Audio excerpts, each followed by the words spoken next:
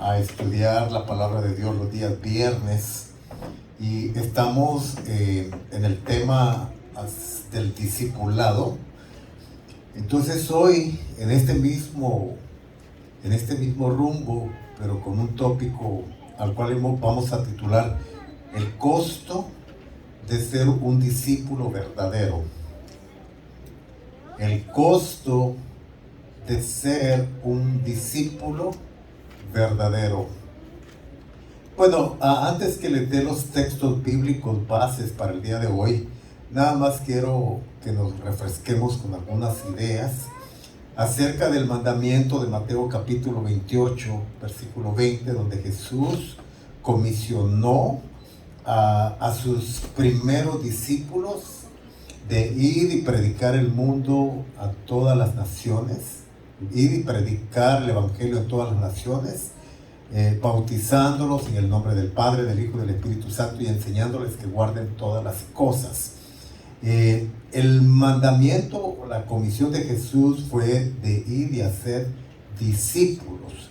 Entonces en la primera semana ya estuvimos analizando lo que esta palabra discípulo significa, y la semana pasada le dimos continuidad a este término, pero hoy queremos enfocarnos en el verdadero costo de ser un discípulo verdadero, el verdadero costo de ser un discípulo verdadero. Entonces les invito por favor a que abran sus Biblias en Lucas capítulo 14, versos 26 y 27. Y mientras esto sucede, voy a también pedirles que escriban estos textos que les voy a dar a continuación, que van a ser nuestros textos bases el día de hoy.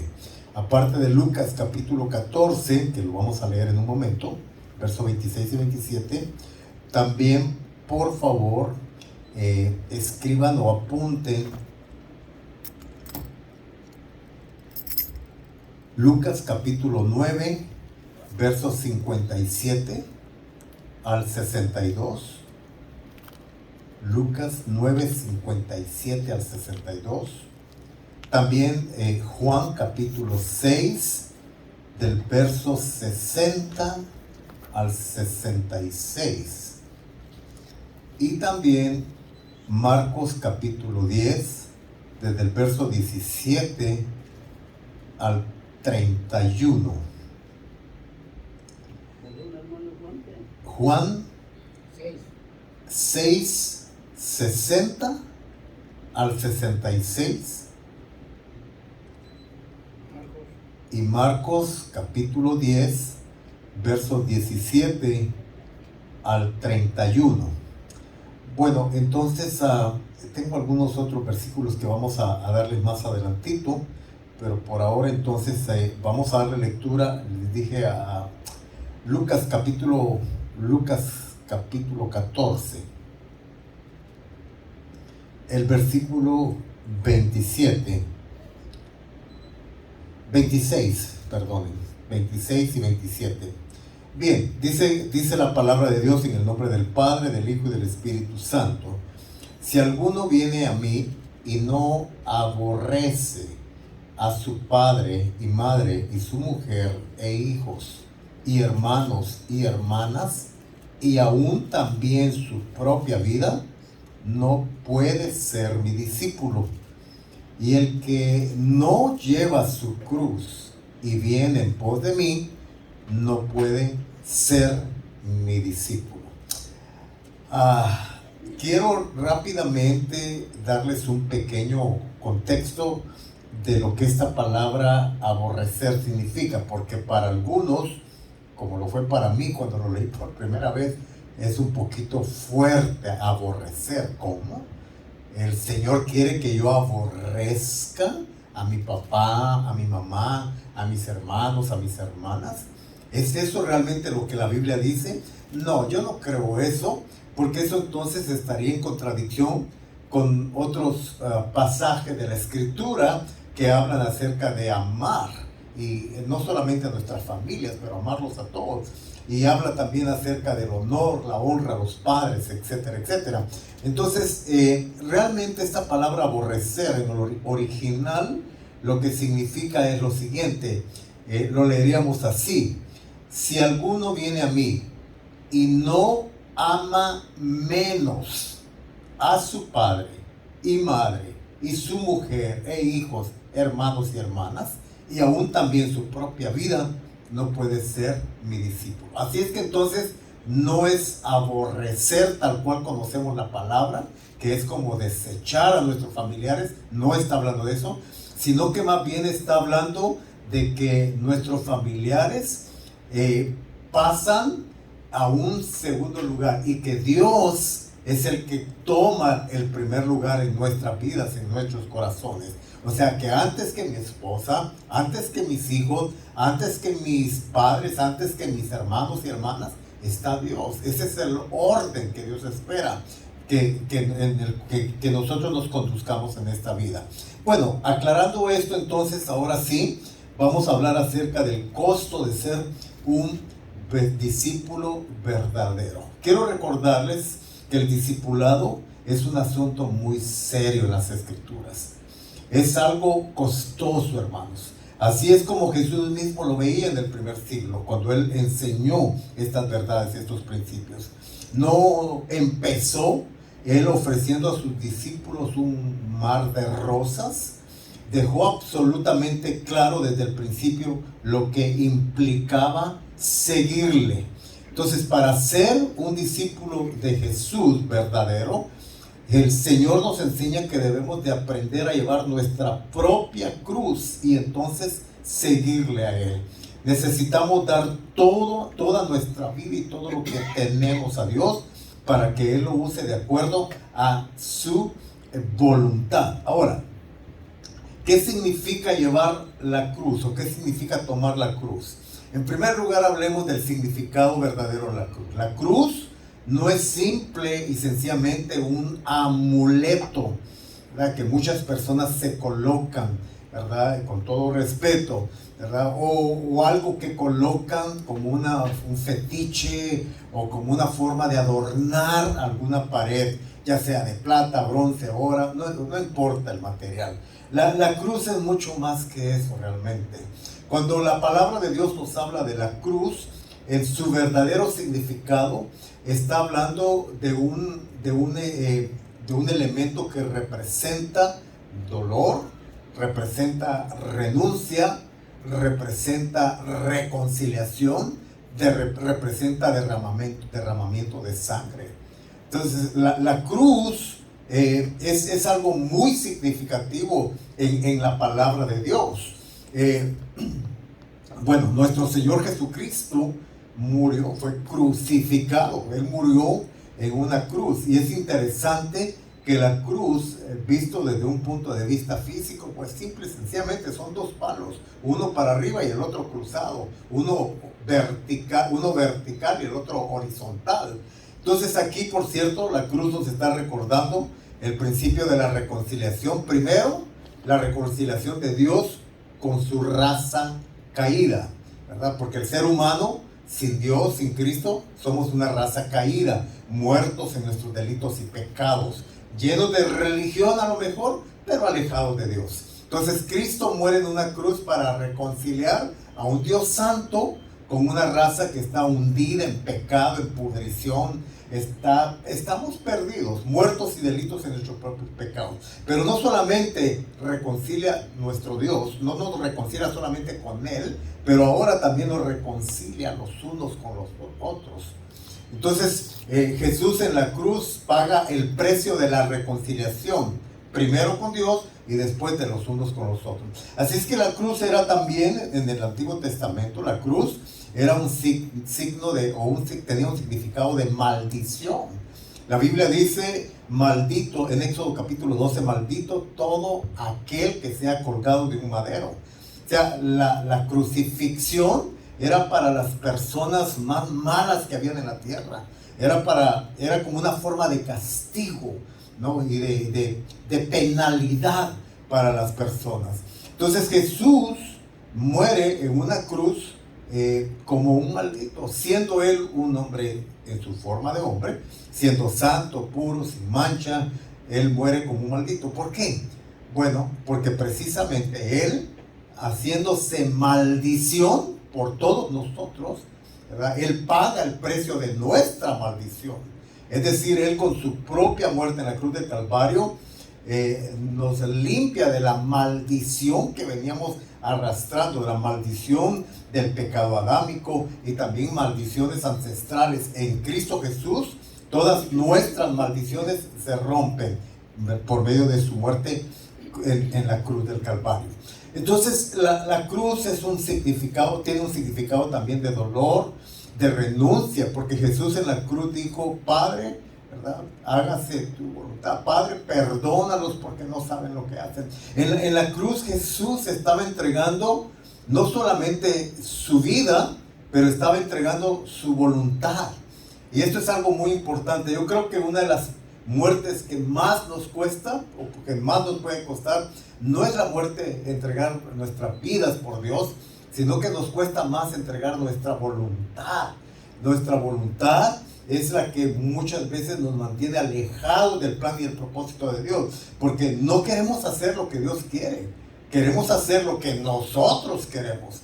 Entonces, la muerte en la cruz simbólicamente representa una entrega, una renuncia de mi propia voluntad, de mi propia manera y forma de hacer las cosas, y postrarlas a los pies de Dios, a los pies de nuestro Señor y Salvador Jesucristo. Entonces, por eso Jesús dice: llevad tu cruz. Ahora, muchas personas han pensado que la cruz, dicen, puede ser una enfermedad, o dicen: es que, ¿cómo estás aquí? Estoy llevando mi cruz. ¿A qué se refieren? Porque están enfermos, o porque dicen: no, esa no es la cruz.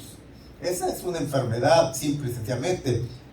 Repito, la cruz es mucho más que cosas físicas. La cruz tiene que ver algo que tiene que ver más bien con determinaciones interiores del corazón. Así es que otra de las cosas que tenemos que rescatar aquí, donde Jesús dice: el que no lleva su cruz sigue, no puede ser mi discípulo, es que esto es muy importante que lo entendamos. Por eso se habla de un costo. El costo, el verdadero costo, el verdadero precio que se paga para ser un seguidor verdadero de Jesús, es la renuncia a mi propio yo. Es la renuncia a mi propia voluntad. Es la renuncia a mi propia individualidad. A mi propio hombre adámico. Todos nosotros llevamos una naturaleza bien definida y determinada que necesitamos darle muerte todos los días.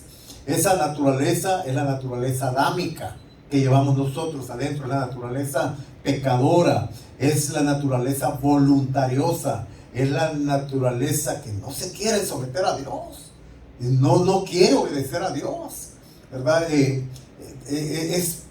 El apóstol Pablo también le llama nuestra propia carne. O sea, cuando habla de la carne, no está hablando de cuestiones que tienen que ver con lo natural, lo físico, no. Cuando Pablo habla de la carne, está hablando de esa naturaleza torcida, chueca, que está entregada al egoísmo, al egocentrismo, a la autoidolatría o la egolatría, pudiéramos decir mejor así.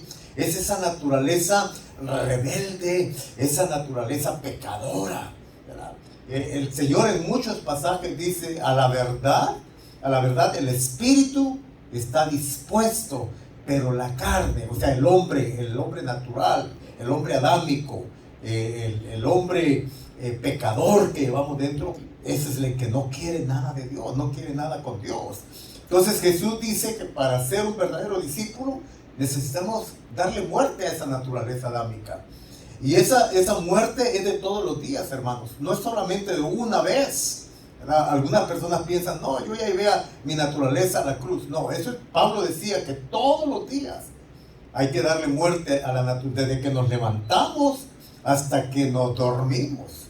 Tenemos que pelear y llevar esa carne, esa naturaleza, ¿no?, a los pies de Cristo. Eso es lo que significa tomar nuestra propia cruz, crucificar nuestra carne.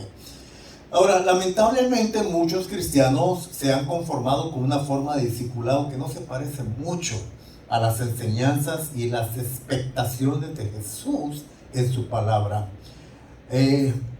Sus palabras muchas veces son comprometidas, son dichas por conveniencia o para evitar un costo personal. Y como resultado, muchos cristianos dejan de ser los testigos que Dios quiere que seamos. Y por cierto, dicho esto, la iglesia hoy en día es considerada débil, ineficaz o irrelevante. ¿Por qué? Porque no estamos en una condición y en una posición de verdadero discípulo. Siempre me he preguntado cuál fue el éxito de la iglesia primitiva. ¿Por qué los primeros seguidores de Jesús en el primer siglo, hace 2020 y tantos años atrás, por qué tuvieron tanto éxito? ¿Por qué eran personas tan exitosas en la predicación del evangelio? ¿Por qué sucedían tantos milagros? ¿Por qué había tanto poder de Dios sobrenaturalmente manifestado?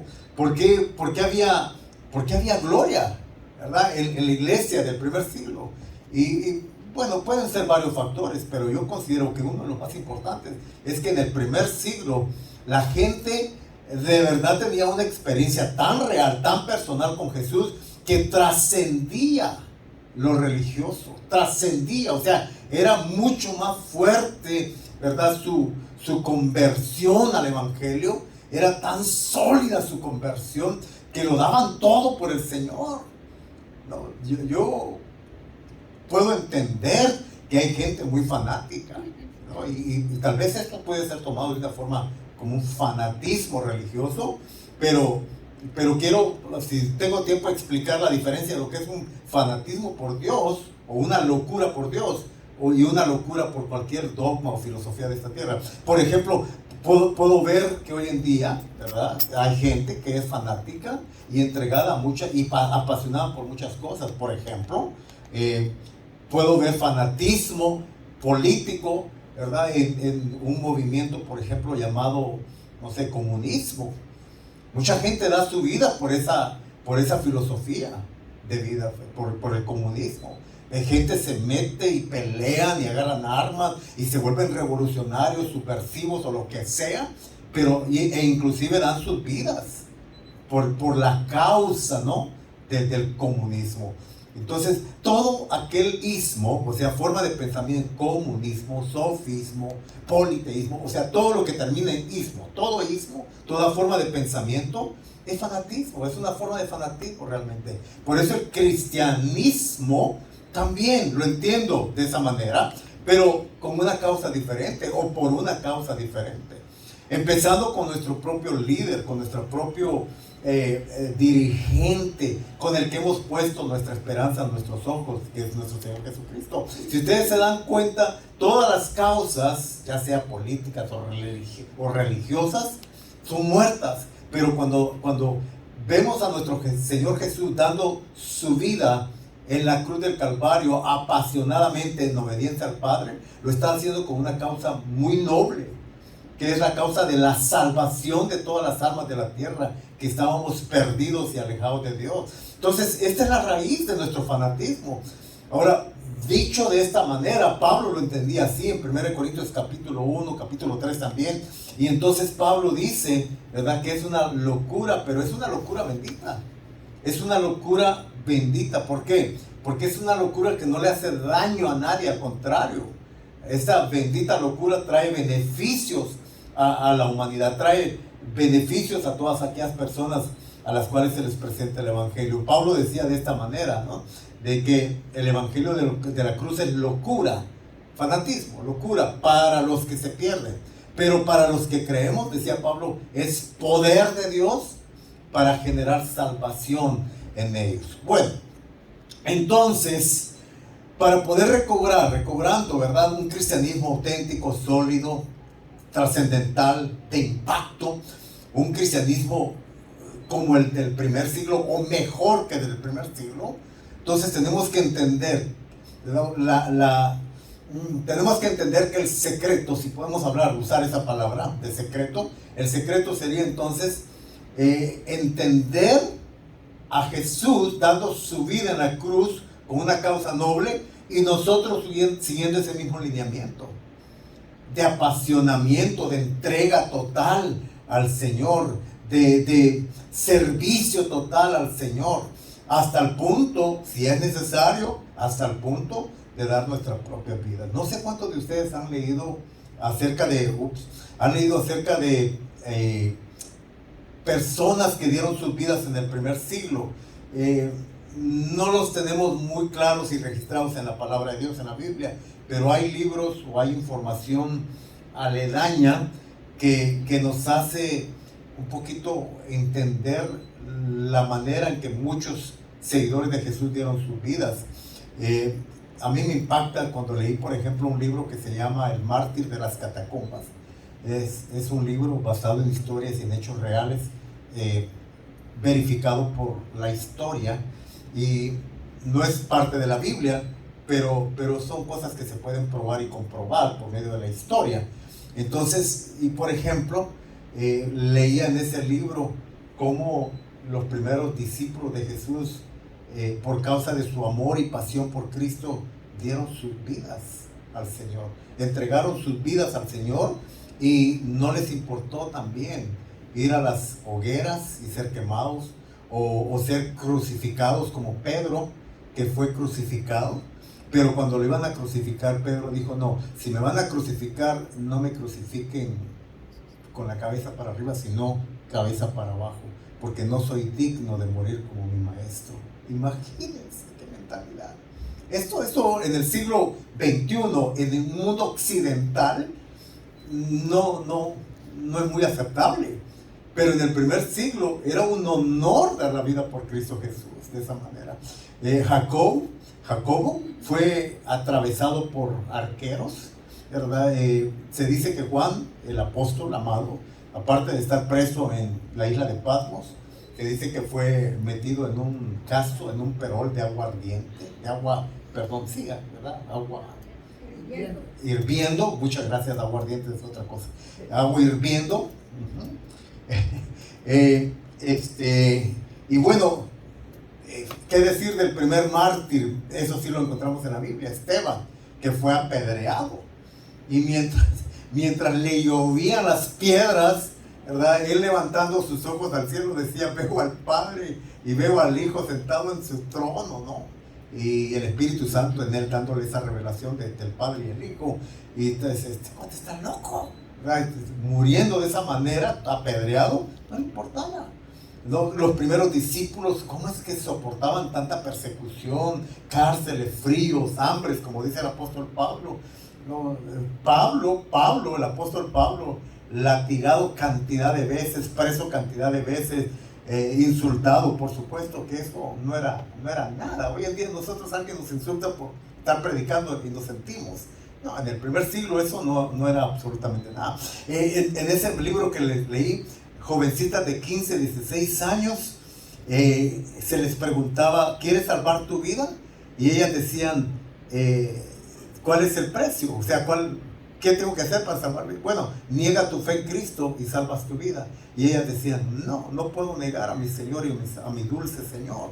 Y eran lanzadas en el gran circo romano, donde las fieras les caían y las devoraban y las despedazaban, y ellas morían cantando himnos de alabanzas al Señor. Por el amor de Dios, ¿qué es esto? Esto es maravilloso, ¿no? No sé cuántos de ustedes han escuchado una canción, un himno, que tiene más de 100, es muy antiguo, más de 100 años, ¿no? Que dice: he decidido seguir a Cristo, he decidido seguir a Cristo, he decidido seguir a Cristo, he decidido seguir a Cristo, no vuelvo atrás, no vuelvo atrás. Esa canción fue cantada por primera vez en 1920 aquí en Estados Unidos, pero no fue inventada en Estados Unidos o por un norteamericano. Esa canción surgió de un hermano en la India, como 30 años antes de que viniera esa canción a Estados Unidos. Y le platicaba esta historia a mi esposa, que fue por causa de que un misionero inglés fue para la India y le predicó a una tribu muy violenta, y logró ganar a un hombre con su familia para Cristo.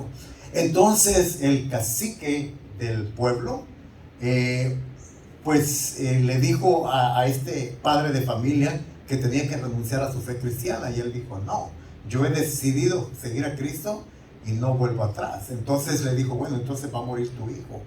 Y mataron a su primer hijo. Y le preguntaron, ¿cambiaste de opinión? No, he decidido seguir a Cristo y no vuelvo atrás. Mataron a su segundo hijo, mataron a su hija, después mataron a su esposa y por último lo mataron a él. Y cuando lo iban a él lo crucificaron y le dieron fuego, le pusieron fuego y lo quemaron mientras estaba crucificado. El cacique del pueblo le preguntó, ¿quieres arrepentirte? Renuncia a Jesús. Y él dijo, he decidido seguir a Cristo y no vuelvo atrás. Entonces él murió crucificado y quemado, y murió diciendo estas palabras. Ahí surgió esta canción, he decidido seguir a Cristo y no vuelvo atrás. Entonces ese es un discipulado, esta es una pasión y esta es una entrega muy loable, que era muy común en el primer siglo, pero que conforme ha pasado el tiempo y ahora en un mundo occidental con una manera tan diferente a la del primer siglo, no logramos entender estos conceptos. Entonces, pero tengo que decirles que para ser un verdadero discípulo de Jesús, tenemos que aprender a digerir estas ideas y estos conceptos, porque no es verdad, no es cierto que somos verdaderos discípulos de Jesús si todavía no sentimos cuando alguien nos dice algo porque estamos siguiendo a Jesús. O si somos personas muy inestables en nuestra fe, muy aguados. Es que la fe cristiana de hoy en día es muy aguada, es muy conformista. La fe cristiana de hoy en día es muy de conveniencia. O sea, ahora, a diferencia del primer siglo, ahora ya no seguimos a Dios porque nos convertimos apasionadamente, porque el Señor nos toca y como un Saulo de Tarso rumbo a Damasco, que oye una voz, cae al suelo, tuvo una visión de Jesús, oye la voz que le dice, ¿por qué me persigues? Y se convierte totalmente. O sea, ya no hay ese tipo de conversiones hoy en día, ¿no? Hoy en día la gente, vamos más a las iglesias o asistimos a las iglesias más por conveniencias, o porque queremos que Dios nos haga un favor, pero no porque realmente queremos seguirle apasionadamente hasta dar nuestra última gota de sangre, así como Él ya la dio por nosotros. A ver, hablemos un poquito más del costo. Dios llama a sus hijos a enfrentarse con las verdaderas implicaciones de un discipulado personal. Dios quiere, mis amados hermanos, que seamos fieles y obedientes al Señor, cueste lo que cueste. Y por amor a Jesús, deberíamos de estar dispuestos a aplicar sus valores a nuestras propias formas de vida. Tomar la cruz diariamente para poder seguir a Cristo Jesús. Su cruz no es una carga impuesta, sino algo que emprendemos voluntariamente por amor al Señor y oigan esto, por conversión genuina que ha sido causada por dos razones. Número uno, por la revelación del Espíritu Santo de quién es Jesús en nuestro corazón. Número dos, por el Evangelio de Cristo. Por el Evangelio, por cierto, el Evangelio, tal cual está escrito en la palabra, el cual fue predicado previamente por Cristo y posteriormente por los apóstoles. Yo siempre digo que el Evangelio de hoy en día está muy caricaturizado, está muy aguado, está muy convenenciero, está muy diluido, y se ha perdido el verdadero contenido del verdadero evangelio del primer siglo. Pablo decía cosas en 1 Corintios capítulo 1 como la palabra de la cruz, es decir, el evangelio.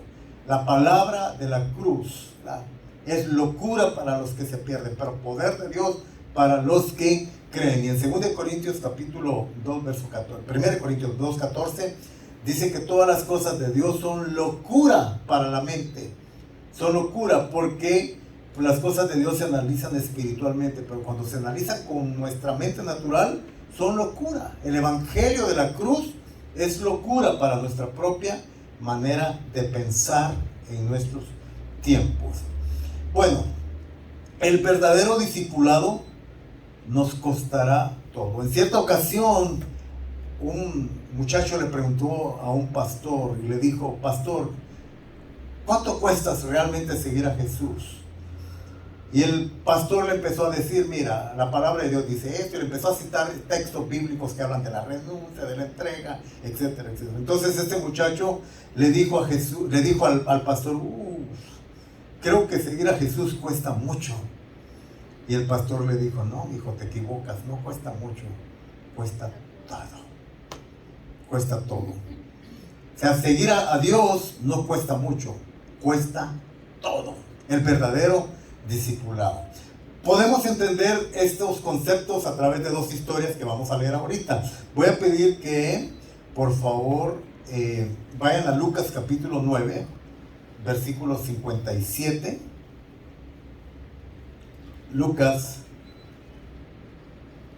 capítulo 9, versículos del 57 al 62.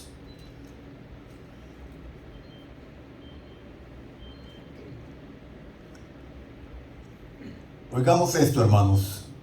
Yendo ellos, Lucas capítulo 9, versos 57 al 62.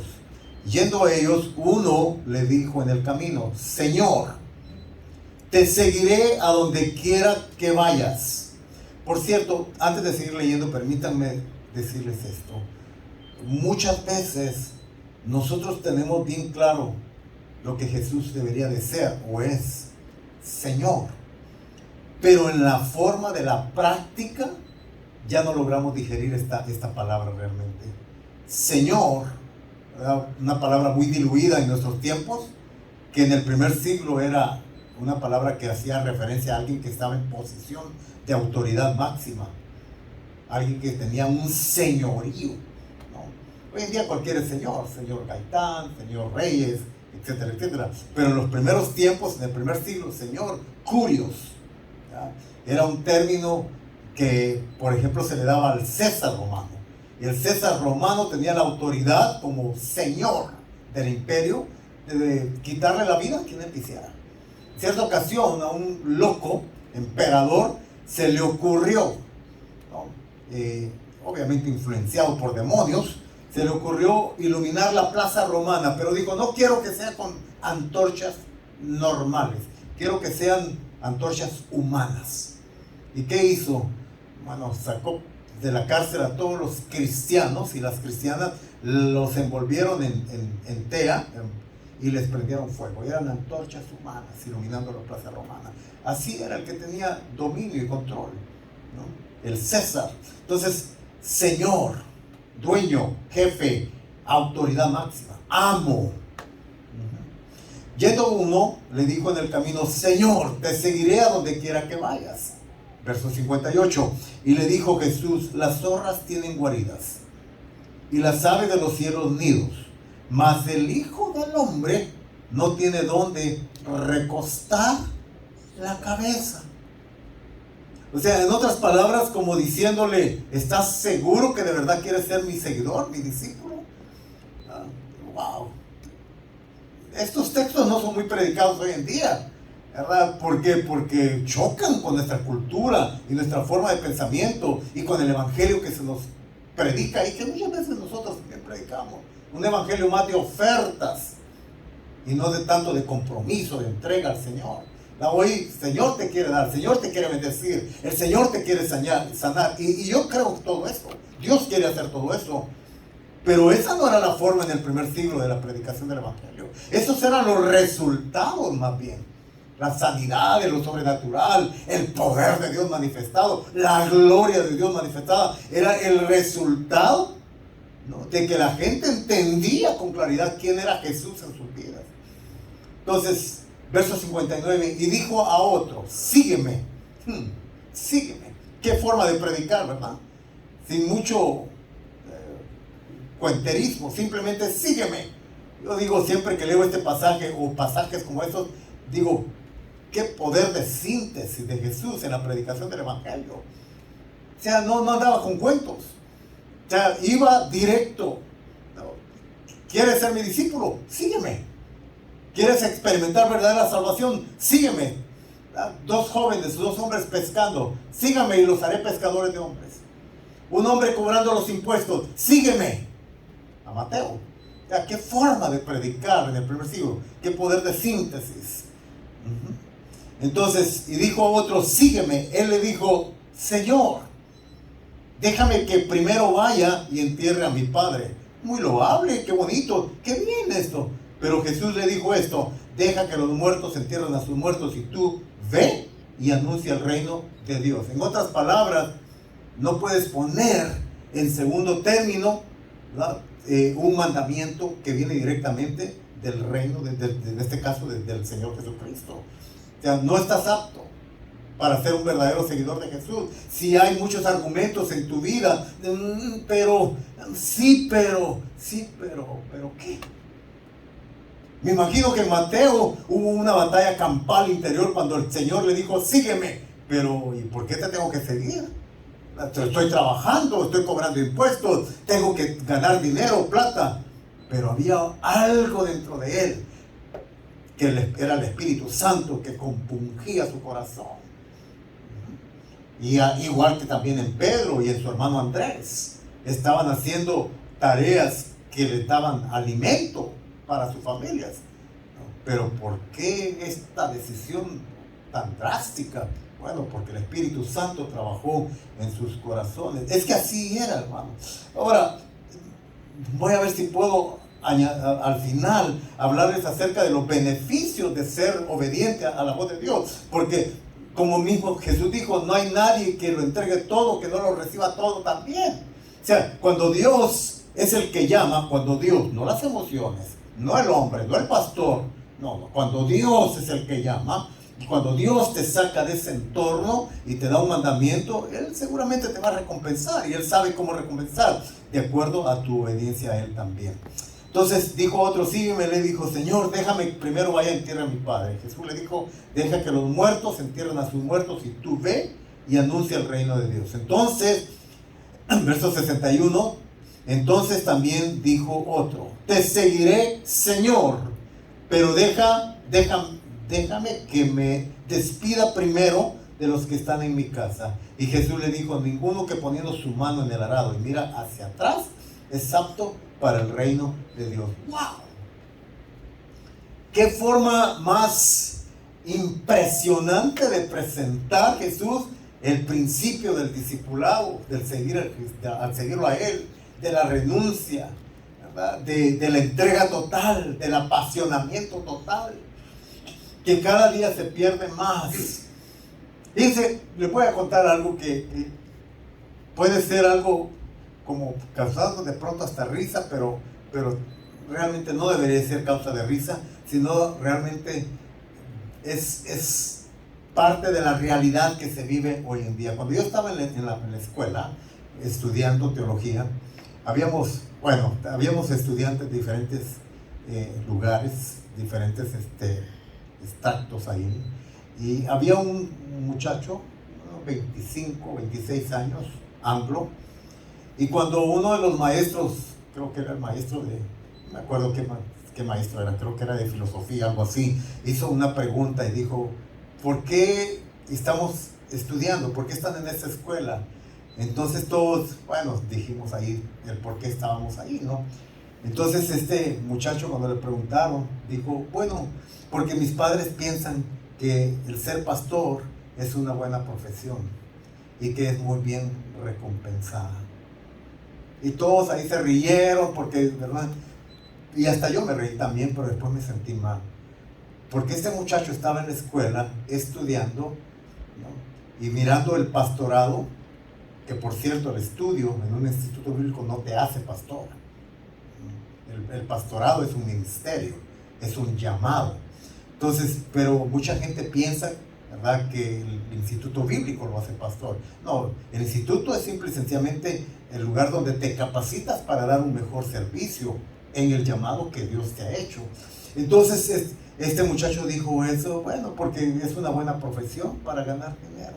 Porque en Estados Unidos y en muchos otros lugares, hoy en día los pastores, ¿verdad?, o hay pastores que piensan que tienen que lucrarse a través de este llamado, que ellos lo ven como una profesión para sacar plata, para ganar dinero, como si fuera un licenciado, como si fuera cualquier otra profesión. Y es muy triste, porque mucha gente lo ve de esta manera realmente. Y nada que ver con la esencia de lo que es el verdadero llamado a servir al Señor Jesucristo. Un pasaje más para poder entender, ¿verdad? Una historia. Esta es una historia que está muy interesante. Vamos a Juan capítulo 6, por favor. Juan capítulo 6, desde el verso 60 al 66.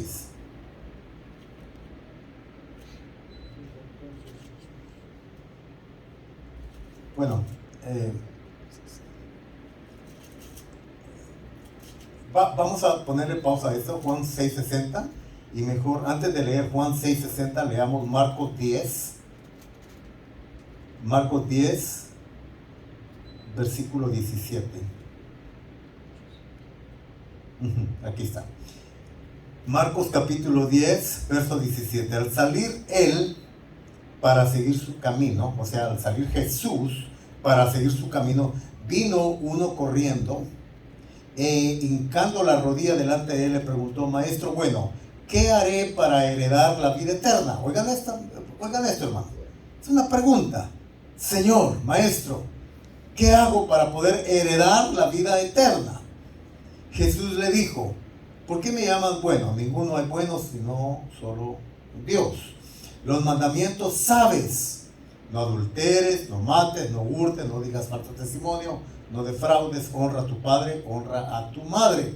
Él entonces respondiendo le dijo: Maestro, todo esto lo he guardado desde mi juventud. Ahora, yo puedo probarles aquí en 5 segundos que este joven estaba mintiendo, pero no es este el caso. Pero miren lo que Jesús hace aquí entonces. Él entonces respondiendo le dijo: Maestro, todo lo he guardado desde mi juventud. Entonces Jesús, mirándole, le amó. Interesante esta palabra. Le amó y le dijo: una cosa te falta. Anda, vende todo lo que tienes y dalo a los pobres, y entonces tendrás tesoros en el cielo. Y ven y sígueme tomando tu cruz. Hay muchas preguntas y muchas cosas que se arman en la mente cuando yo leo este tipo de textos así. Por ejemplo, una de ellas: para heredar la vida eterna tengo que vender todo lo que tengo.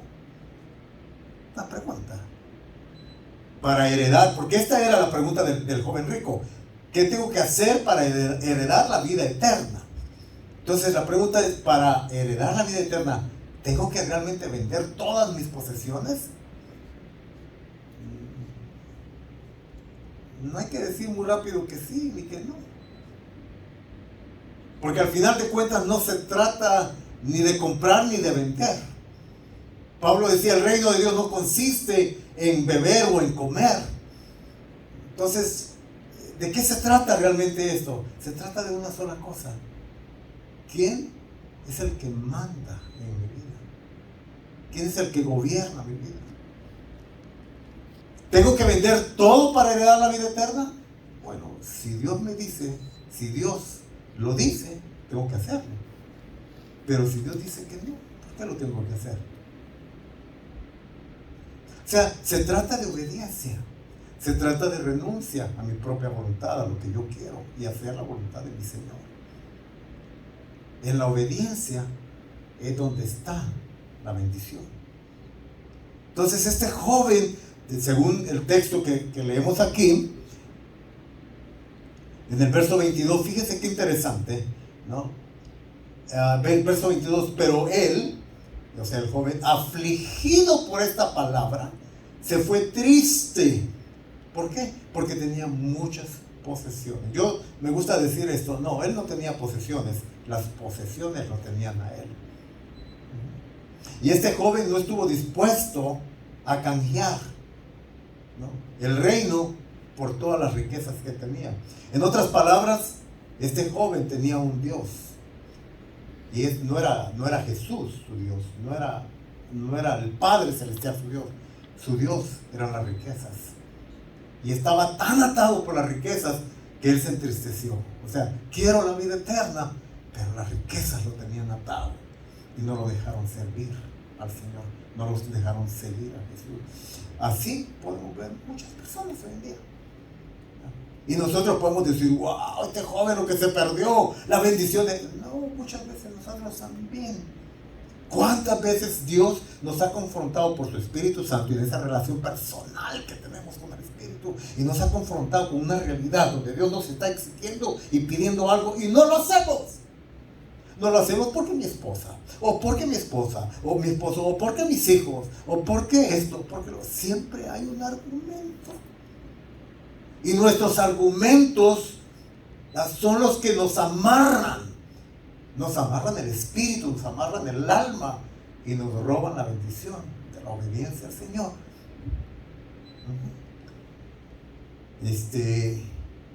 En el primer siglo la gente se entregaba, se apasionaba por Jesús y lo dejaba todo por Jesús. Aún siglos atrás era tan fácil cuando Dios llamaba, digo fácil entre comillas, ¿verdad? Pero era mucho más viable cuando Dios llamaba, por ejemplo, hoy en día, pastores jóvenes no quieren seguir al Señor, tienen llamado, pero hay tantas cosas que les atan el mundo, les atan sus amigos, les atan sus amigas, les atan tantas cosas, les atan o nos atan tantas cosas. Mire, hablando de esto, quizás algunas experiencias personales pueden ayudar. Yo no soy una persona muy valiente, tengo que reconocerlo. Muchas veces Dios me tiene que forzar a hacer las cosas. Y como hay un llamado, eso es obvio, no lo puedo negar, tengo un llamado de parte de Dios. Entonces, pero en muchas cosas, muchas veces Dios, prácticamente en su amor, porque aquí dice, le amó al joven. Muchas veces Dios en su amor me ha forzado a hacer cosas. Por ejemplo, la movida para acá físicamente para Pandel. Yo no me quería venir para Pandel. Porque ¿quién se quiere venir para una ciudad, verdad? Que ahora, por cierto, digo, qué hermosa ciudad, lo que me estaba perdiendo. Pero antes yo no pensaba así. No pensaba así porque, bien, vivía a 8 minutos de la playa y cada fin de semana o cada tiempo que tenía libre me iba con mis hijos a la playa, o me iba para acá, me iba para allá, porque tenía todo, tenía mi oficina, sentado en un escritorio, en mi silla de cuero, con un escritorio de vidrio, ¿verdad? En una oficina muy bonita. Tenía un sueldo que me daban, no habían exigencias, todo era muy padre, muy suave, muy bonito. Todo muy bonito. Me daban 2, 3 cositas que hacer, las cumplía y ya cumplía mi papel de pastor. Pero Dios no me había llamado a eso. Predicaba 1 o 2 domingos por mes, dirigía algunos grupos, o sea, todo muy suave, muy bonito. Pero cuando Dios nos llama para aquí, para Pandel, era todo lo contrario. Porque perdimos y dejamos todo allá. Aquí no hubo un escritorio, no hubo una oficina, no hubo gente que nos aplaudía cuando le predicamos. No habían 500, 600 personas sentadas en un auditorio. Aquí eran 8 o 7 personas que a veces nos daban la cara y a veces hablaban mal. Y a veces yo decía, ¿para qué me vine? Donde no había una seguridad económica de hombres. Pero ¿cuántos saben que cuando Dios llama, Él sostiene? ¿De acuerdo o no de acuerdo? Maravilloso eso. Pero a mí me costó hacer la decisión, porque pensaba en mi esposa, pensaba en mis hijos, ¿no? ¿Qué les voy a dar? ¿Cómo los voy a sostener? Pagar las rentas, etcétera, etcétera. Pero quiero decirles que Dios en su amor me forzó, ¿no? Y a veces no es fácil dar estos pasos, porque uno tiene que dejar comodidades, tiene que dejar confort, tiene que dejar estatus, y eso nos cuesta muchísimo. Nos cuesta muchísimo. Leí la historia hace mucho tiempo atrás de un hermano llamado Murray, un misionero alemán para el África, que lo dejó todo. Él vivía en Bonn, en Alemania. Venía de una familia pudiente, tenía todo, tenía casa, tenía todo, lo tenía todo en casa. Y Dios lo llama al África. En el África, obviamente, no había nada de lo que había en el mundo occidental. Y este hombre en algún momento empieza a quejarse delante de Dios y dice: Señor, lo dejé todo por ti para venirme a predicar al África, y esa es la forma en que me pagas. Y el Señor le dijo: ¿no te has dado cuenta que yo ya lo di también todo por ti hace 2000 años atrás? Y cuando este hombre tiene la revelación del sacrificio de Jesús por él, Entonces pide perdón, cae de rodillas.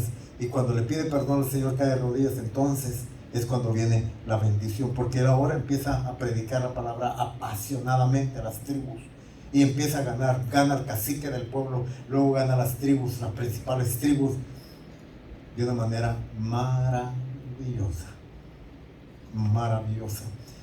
Dios le bendice. Dios le permite levantar uno de los comedores que existe hasta la fecha de hoy en un país de África, en el Congo, donde muchas veces él tenía que darle de comer a 500 niños y niñas, y los sentaban en la tierra porque no había mesas ni nada.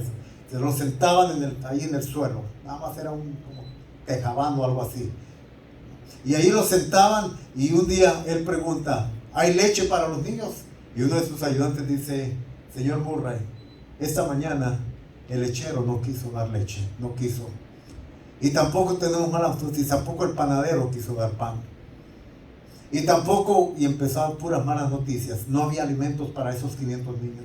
Entonces él va a su oficina, se postra de rodillas y dice: Dios, tú me llamaste a darle del alimento a estos niños, ¿cómo le vas a hacer? Y mientras él todavía estaba arrodillado, alguien toca la puerta de su oficina y le dicen: el Señor, y le dicen el nombre del pueblo, quiere hablar con usted. Entonces él sale, recibe, era un hombre pudiente del pueblo, le dice: señor Murray, solamente he venido a visitarle para decirle de que aunque usted no es de las personas más agradables para mí, anoche no pude dormir, lo tuve toda la noche en sueños, y algo, no sé qué, algo me dice que tengo que darle a usted tanta cantidad de dinero. Y le da dinero, era un hombre rico, y ese dinero sirvió para ir y comprar pan y leche para los niños. Así es Dios respondiendo a las personas que han aceptado su llamado. Termino esta noche, por hoy nada más. Vamos a continuar la próxima semana, todavía hablando del verdadero costo del discipulado, pero termino con esta historia o con estos textos de Juan capítulo 6. Juan capítulo 6, versos 60 al 66. ¿Puede venir, Abraham, por favor? Vamos a ministrar un canto al Señor, hijo.